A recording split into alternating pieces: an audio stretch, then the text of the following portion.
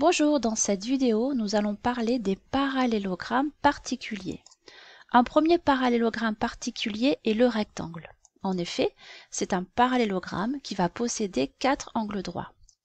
Donc tu vois ici les 4 angles droits.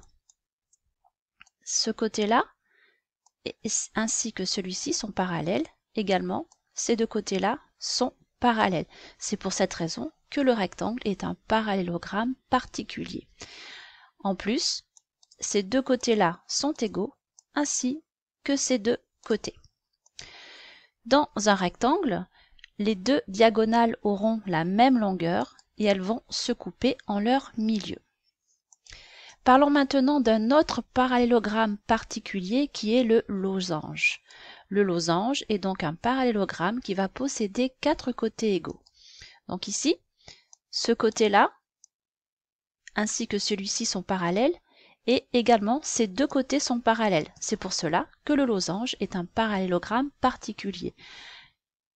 Les 4 côtés qui sont représentés ici sont également de même longueur. Dans un losange, les diagonales vont se couper de manière perpendiculaire et enfin, les diagonales vont également se couper en leur milieu. Le dernier parallélogramme particulier est le carré. En effet, le carré est un parallélogramme qui va posséder 4 côtés égaux et 4 angles droits. Alors ici, tu retrouves les angles droits. Ici, ces deux côtés-là sont parallèles, ainsi que ces deux côtés-là. C'est pour cette raison que le carré est un parallélogramme particulier et dans un carré, les 4 côtés sont de même longueur. Les diagonales d'un carré sont de même longueur.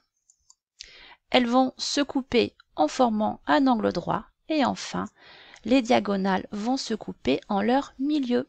Voilà, cette vidéo sur les parallélogrammes particuliers est terminée et je te propose de nous retrouver dans une prochaine vidéo.